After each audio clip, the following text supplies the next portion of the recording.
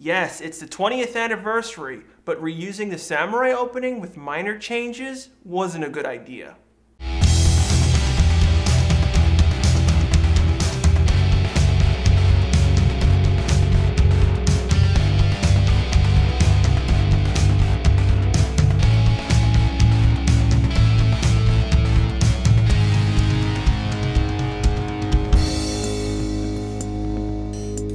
Hi everyone and welcome to Ranger Rants. As always, I'm Archer9234. Today's rant will be on MegaForce's Pilot Mega Mission.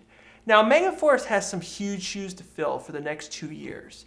Now, Mega Mission has a lot more nostalgia compared to all the previous years combined.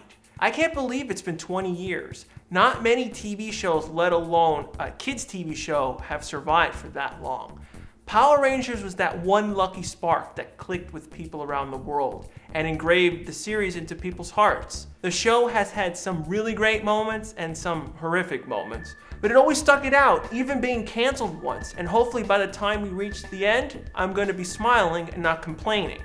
Like always, Power Rangers MegaForce is adapted from the 34th Super Sentai series, Tenso Sentai Goseiger. Fans of Goseiger have had mixed feelings with the season. It overall failed as a TV show. I personally hated it, but being a failure in Japan doesn't mean it will be automatically screwed up in America. O Rangers, which was adapted into Power Rangers Zeo, nearly killed the Sentai franchise, while Car Rangers, which was adapted into Turbo, saved it. I don't have to remind you of what happened with Turbo. I can't stress it more that Power Rangers isn't Super Sentai. It's an adaptation, not a dub, even when stories and episodes are directly copied from it. A lot of people forget about this. It has no obligation to follow the Sentai stories. Mega Mission was adapted from the first episode of Goseiger, the Gosei Angel's Descent. Only the fight footage was kept, the entire story and character are an original American story. It starts off already with an explosive introduction. We get to see our very first glimpse of the Legend War. For people who don't get it, MegaForce is returning to the formula done with MMPR Season 2 and 3, where Power Rangers adapts 2 Sentais at once, intermixing the stories.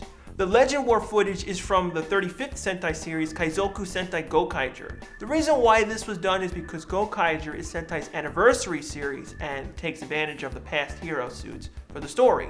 So it makes a perfect choice to use the story for the second half of MegaForce. The Legend War footage does bring up a few issues for PR though. For one, it celebrates 35 years of Sentai characters, 15 years that weren't done. Fortunately, PR has cut out so far those 15 years that came before. Now, people have argued this issue a lot. Some people want all 35 years of Sentai to be in Power Rangers. People suggested that there are just other Rangers from different planets. I personally don't like this idea at all. It causes a huge confusing mess to the established PR universe. These ton of characters are going to be shoehorned into a complicated story as it is, and you know PR doesn't always have good continuity.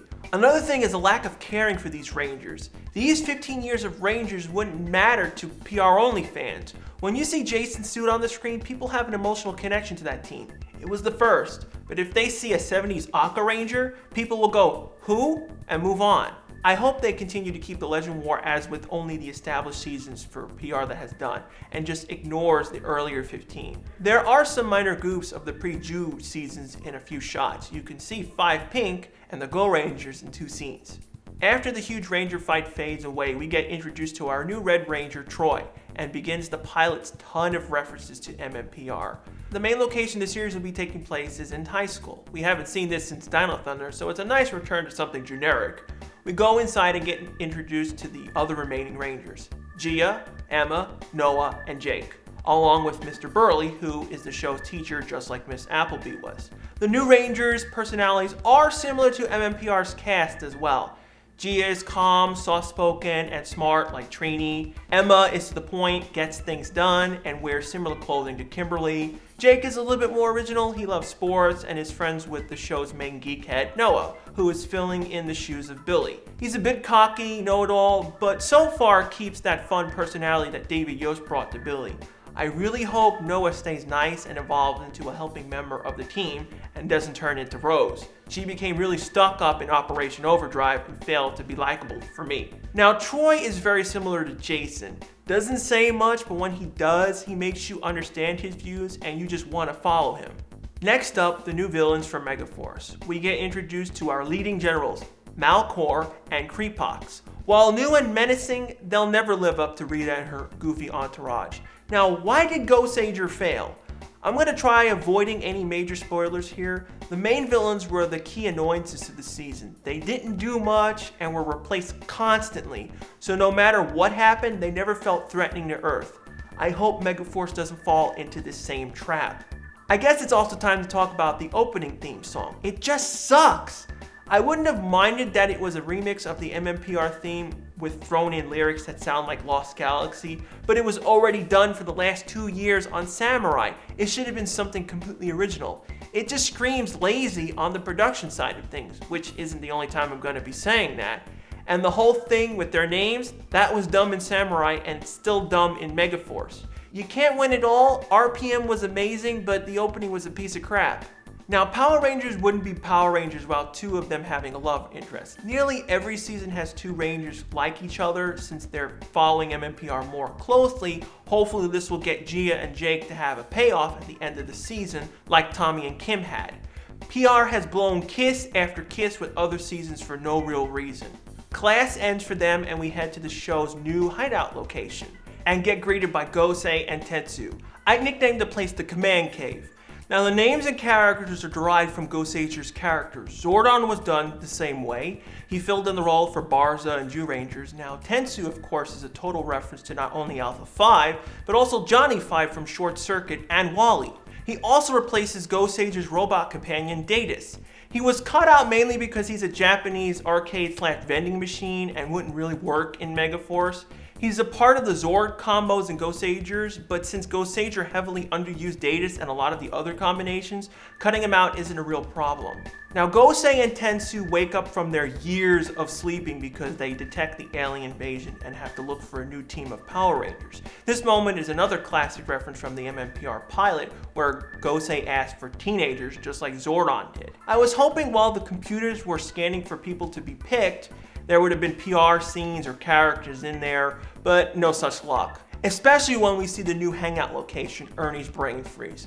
This place, while simpler than Ernie's Juice Bar, fills in the role, even to the point of the guy being called Ernie. I would have preferred the new Ernie was actually, Ernie's son or something, but this place is alright. I hope new Ernie gets used more than MMPR Ernie's was. The coolest moment for me in the entire episode comes up here. Teleporting's back. Everyone gets whisked away to the Command Cave. You don't know how happy I am. I've waited for this moment for years. I've always thought teleporting was the best thing PR did, period, and went downhill after that. It does cause some plot issues with episodes, but it was a stupid mistake that they phased it out since Lost Galaxy. What's more faster, a stupid black Jeep in Dino Thunder or teleporting instantly? I really love Troy's teleport scene. They spent the money to make that huge swooping crane shot while he was practicing on the roof. Next MMPR references are when the team teleported in and fell on their butts, and the cast gets amazed at the Command Cave along with Noah echoing Billy when he saw Tetsu for the first time. But why did he say old robot? He's not as sleek looking as Circuit, but a lot better looking than any of the past alphas. The Command Cave powers up where we get revealed of the Goseiger keys. For the second half of MegaForce, they'll be switching from cards to Ranger keys. This is why they line the walls, similar to the idea to the suit tubes in Zeo and Turbo. The keys on the walls are modified from their normal toy keys. They probably wanted them to look more like statues, so they elongated the necks and covered up the torso metal bar. Another thing you'll notice is Jake's console is green and not black. In Goseiger, they have a Green Ranger, so I guess the Command Cave is going to be used more for Season 2 than Season 1. This is another place that would have been weirded out if they did use all 34 teams from Sentai. The wall would have been filled with 15 more. By only having 18 teams, it's easier on the eyes. Troy looks around at the past Rangers as the dream gets triggered again. This time we get a close-up glimpse of Robo Knight, who will join them later on. Another thing that was kind of odd was that they intentionally avoided showing any of the MMPR team statues on the wall. They heavily featured Lightspeed Rescue, Mystic Force, and a big close-up of Wes. I guess they just want to save them for later on. Now, Gosei finally introduces himself to the new Rangers and discusses his backstory. We find out that he was a student of Zordon and was waiting on Earth for years with Tetsu in a sleep. This is an alright backstory. There's really no continuity that stops this from working. I guess Gosei can change his shape and isn't stuck in a time warp. He probably doesn't have a physical form that the Earthlings can understand, But some questions do rise up. Why didn't he wake up through all the other years the Earth was in danger? How can they have statues of all 18 Ranger teams or even know about them if they were sleeping for years? And why not just use Demetria? As for the acting in the show, it isn't amazing, but it's not poor, and since this is a pilot, I give them all a free pass. The MMPR team wasn't good at all in the beginning. They were finding out about the characters as we were, so it takes time. But they are better than what Samurai did. No offense to those guys, but the scripts really killed those 2 seasons. Although I do have to complain about Troy's delivery on accepting the job. That was really forced. Jason did a much better job at being on the fence. More MMPR references come in. This time, the group power explanations. We get a basic breakdown of the characters' personalities, though Emma's BMX biking skills came out of nowhere, and all their abilities in Zor's, just like MMPR did. The only thing they didn't copy was the suit fading onto each of them. Another small reference is the use of power and mega on everything, just like MMPR did. Power morphers, power blaster, and so forth. And they get whisked off again to start their first fight. Their first fight follows the same way the MMPR did too. Most of them don't know how to fight, so they do whatever they can, although Noah was more of a chicken than Billy was. At least he stayed with the group. Noah bolted right out of there. The 2 people that can fight are Troy and Gia. Jake fights in a similar fashion to Zach's dance fighting. Instead of he uses his talents as a soccer, or for you Europeans, football player to take down the Loogies, which is a really bad name for them. Though I get why they call them that, they form from green colored water that looks like snot. Again, just like their acting, their fighting quality gets a free pass. It's the first episode, so they probably only had 2 weeks of basic training done for the pilot. The fight also hits the same beats as the MMPR Rangers fought the putties. They all break out into solo fights the same way. Now here comes my biggest complaint in the whole episode. The Goseiger cards are visible. Not only in the Goseiger footage, but in the US footage. I don't know why they did this. Most of the Goseiger cards have incorrect names on them and shouldn't be used. A few of you are probably going to be saying, come on, you can only see them for a few seconds. These things should be fixed. They are lazy mistakes. It's not 1993 anymore. This type of removal work isn't that hard, especially when it's the US footage. It's like the art department was too lazy to make custom cards or get Bandai to make the cards earlier for filming. Even MMPR avoided showing any visual problems to the footage. They stopped using the Dino Buckler close-up when they formed the coin joysticks and replaced the morpher text in the close-up during Green with Evil Part 5. Another thing is that I know how long it would take to digitally change the English text on the Goseiger shots, especially when the effects team removed countless Japanese signs in Samurai. That's where it was way less obvious. Next up is the MegaForce morph. It's similar to the Goseiger's one. They form their suits in front of a sky background and have the animated animals form their helmets too. PR has reused designs from Sentai before, and even directly just used the Japanese henshin footage as well. But again, they left the incorrect English on the cards. These are stock shots. You only have to fix them once. There's also one goof. The cards normally form from blank cards, but in most of the close-ups they already had the cards. The entire Loogie fight and monster fight is from Goseiger. We get introduced to their personal weapons, which you can clearly see the Goseiger cards saying incorrect names. Another thing that you'll notice is the fight is that Troy disappears from the battle for a bit, and they call out their personal weapons twice. This happened because in the Goseiger episode, Alata was busy fighting Keypox. He was fighting him at the beginning of the episode too and injured his arm. That's why things repeat a few times. Another thing that people might get confused on is the team's clans. It's not explained that well in MegaForce, but in Goseiger, red and pink are a part of the Skyke Angel clan. Black and yellow, Landic Angel clan, and blue is the solo member of the Seik Angel clan.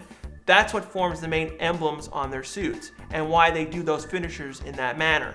Of course, the end has to squeeze in a few more MMPR nods, so they have Emma repeat Kim's line about the whole helmet hair joke, and the final group shout out, just like Day of the Dumpster did when it ended. Since it's the pilot, it gets a 4 out of 5 for me. Extra points just because of the whole wow factor of it being a brand new season. The episode did what it could. It hit the nostalgia on the nose with loads of MMPR references that fans like me would remember. The cast is okay so far. I don't hate anyone, unlike Samurai where Mia and Kevin were annoying, and Jaden's must not fail stuff. The new command cave is pretty cool, simple and small. I'm glad it's cave walls and not Christmas lights. Tensu, Not really sure about him, he's okay, but could get annoying or just ignored. Gosei, he fits fine as a mentor of the team. Yes, I would have liked the past Ranger to have been the mentor, but I knew they wouldn't have done that. I really hope we never see the pre-Jew suits on the show. They don't need to be there. They wouldn't boost any kind of toy sales since they're unknowns and would be badly shoehorned in. If they do put them in, well, good luck telling that story, writers. As for MegaForce adapting 2 shows, it could make the show the best seasons the series has had. There's a lot of material they could take advantage of, people to bring back, or it could blow up in their face and fail harder than Samurai did. Only time will tell. Now here are some of your own comments.